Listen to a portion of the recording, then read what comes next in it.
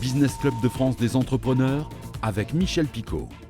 Bienvenue dans ce nouveau numéro du Business Club de France des entrepreneurs. Et si un jour vous décidiez de tout changer, même de changer de pays, non pas pour changer de métier, mais continuer à le faire ailleurs, c'est ce qu'a fait notre invitée Sandra Muller. Elle a quitté la France pour s'installer à New York. Elle dirige toujours la lettre de l'audiovisuel depuis les États-Unis, mais c'est un vrai changement. On la retrouve dans un instant, mais tout de suite, place à l'actualité.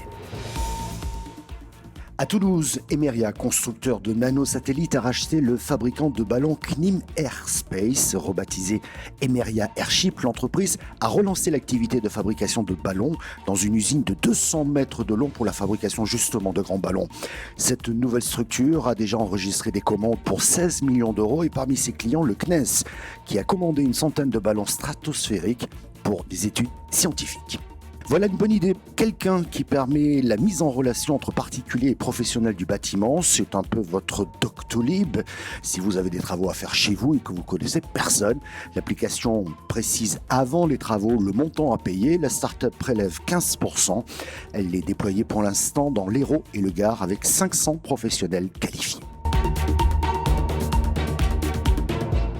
Et notre invité aujourd'hui, nous partons à New York. Sandra Muller, bonjour. Bonjour Michel Picot. Alors je rappelle que vous dirigez la lettre de l'audiovisuel, lettre professionnelle destinée justement aux professionnels des médias. Une petite équipe en France dans votre média. Depuis New York, vous dirigez tout. Qu'est-ce qui s'est passé à ce moment-là ? Alors il y a une phrase que j'aime bien déjà qui dit la seconde vie commence quand on sait qu'on n'en a qu'une. C'est une phrase qui m'a beaucoup inspirée en fait. Et moi-même étant déjà d'origines diverses, puisque j'ai des origines asiatiques et noires de mon grand-père et française et celte, j'y tiens. Je suis ce qu'on appelle une sang mêlée et je me suis dit que New York, c'était vraiment la ville où je pouvais me sentir bien en étant de toutes ces origines. Donc c'est un voyage qui s'est préparé sur 1 an et demi, hein. C'est pas un coup de tête, c'est un voyage qui est très compliqué de partir aux États-Unis. Il faut avoir le visa adéquat, il faut prouver que même en étant journaliste, on est un bon journaliste et qu'on n'est pas un scribouillard en gros et qu'on n'est pas qu'on fasse rien d'autre à côté. Donc il faut être reconnu par les autorités françaises déjà. Nous, dans notre métier, vous le savez, on a aussi des dossiers, ce qu'on appelait RG avant. Donc, on doit aussi montrer même notre casier judiciaire pour venir ici. Et moi, en tant que patronne donc, de la lettre de l'audiovisuel, j'ai dû préparer tout ça de manière très consciencieuse. Il faut savoir que la lettre de l'audiovisuel est un journal qui existe depuis 1977, qui est un quotidien envoyé aux patrons de chaînes de télé, de radio, un peu dans la tech aussi, aux médias en général.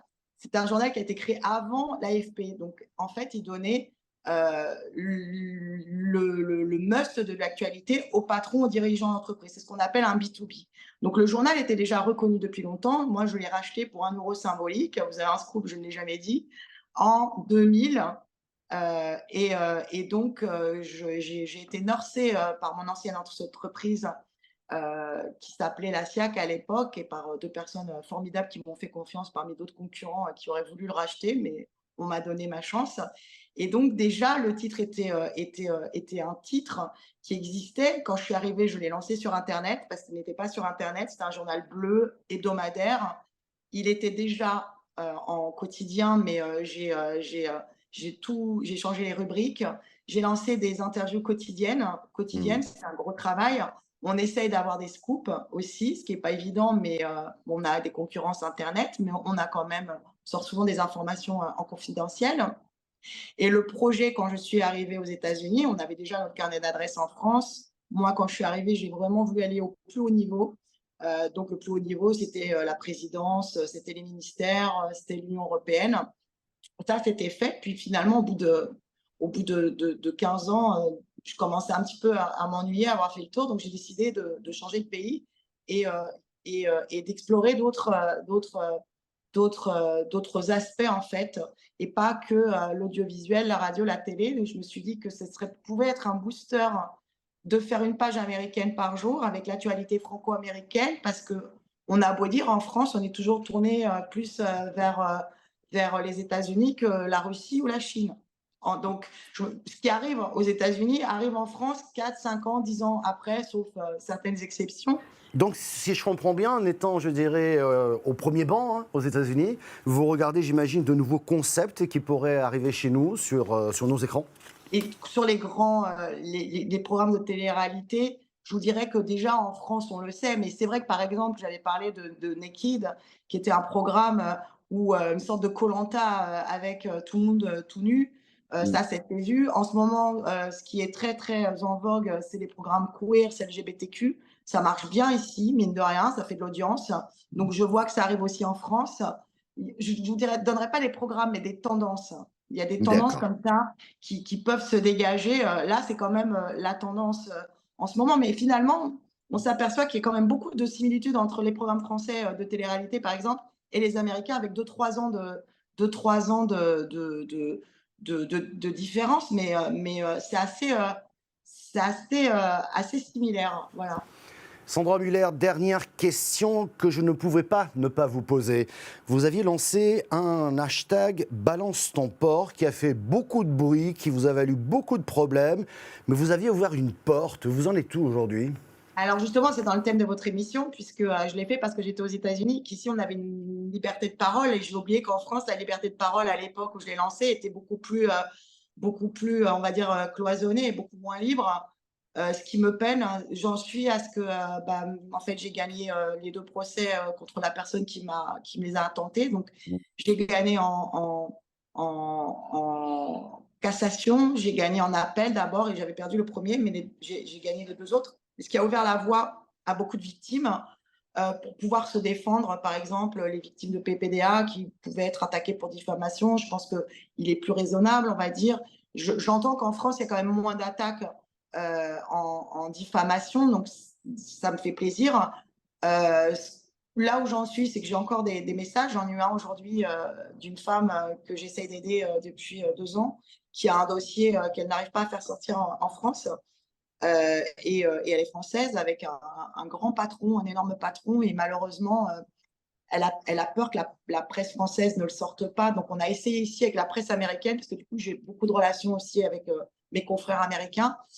Et je suis en France, ce qui se passe, donc j'ai vraiment l'impression de me retrouver d'une sorte de bipolarisation, parce que une sorte de dichotomie, parce que à la fois, je trouve que là, on a effectivement ce dossier horrible avec cette femme qui s'est fait violer par certainement plus de 200 hommes, 92 avérés, dont le procès se tient en ce moment. C'est absolument terrible, et ça me retourne le cœur, même si je suis aux États-Unis depuis 12 ans. Ça me retourne le cœur, et je vois le backlash qui continue. Moi, ce backlash, je l'ai connu. Ça m'a posé quand même des problèmes de santé, mais ça ne m'a pas empêché de continuer à diriger mon journal. J'ai été choisie, là d'ailleurs, petite autopromo, dans les 4 journalistes par le Foreign Press Center qui choisit quelques journalistes pour promouvoir le métier de journaliste aux États-Unis. Donc là, c'était vraiment sur le thème journalisme, mais c'est lié, parce que si j'avais pas eu cette liberté de parole que j'ai à l'écrit, j'aurais pas eu cette liberté de parole que j'ai en tweet.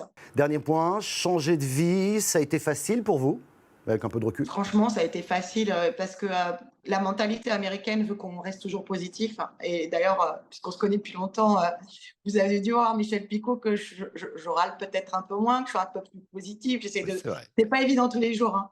Après, comme je dis toujours, on a tous ce problème-là en tant qu'expatriés, c'est qu'aux États-Unis, on est des Français. On se ressent comme des Français et on râle comme des Français. On essaye de virer des mauvaises habitudes qu'on a. Et quand on arrive en France, on est des Américains. Et ça, tout le monde, c'est vraiment la position paradoxale. Mais honnêtement, pour moi, oui, je ne sais pas, parce que c'était en moi, en fait. Quand je suis venue dans cette ville, j'avais 17 ans, je me suis dit que j'allais y retourner. Ça a été un projet familial aussi. J'ai eu la chance aussi d'avoir ma famille, mon ex-compagnon, le père de mes enfants qui voulait faire la même chose, mes enfants. Et je trouve que, encore une fois, on fait vite, la vie passe vite. Là, par exemple, je suis partie au Japon, j'aime beaucoup le Japon, j'aime beaucoup l'Asie aussi. Enfin, on n'a qu'une vie, il faut essayer d'explorer quand on le peut. Merci beaucoup, Sandra Muller, d'avoir répondu à nos questions. Dans l'Aube, la communauté de communes des Lacs de Champagne veut attirer les entreprises sur le site de l'ancienne base aérienne. Un reportage de Damien Bugeja de Canal 32. Rassembler les forces en présence et faire le point sur les perspectives économiques du secteur, c'est l'objectif du rendez-vous initié par la communauté de communes des Lacs de Champagne. Le 27 septembre, chefs d'entreprise, représentants de la Chambre des métiers, de la CCI ou du conseil départemental étaient réunis sur le site de l'ancienne base militaire de Brienne-le-Château. Un site que Mark Johnson connaît bien. En 1985, le chef d'entreprise installait sa marbrerie dans un ancien hangar. Ici, on est dans un ancien bâtiment militaire de l'OTAN qui a été acheté en 1985. Et donc, on est la première entreprise à s'être installée sur la zone industrielle Saint-Christophe. On est au calme, facile d'accès pour les transports et les transporteurs.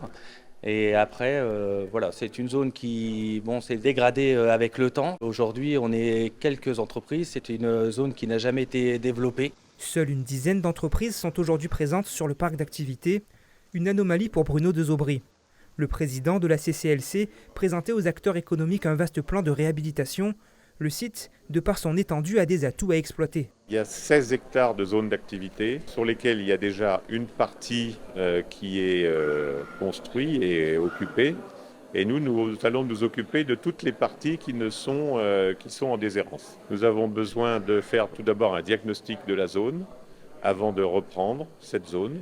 Nous avons fait une convention avec l'EPF Grand Est. L'EPF, c'est l'établissement public foncier Grand Est, qui va nous aider à faire un diagnostic pollution et un diagnostic environnemental sur l'ensemble de la zone.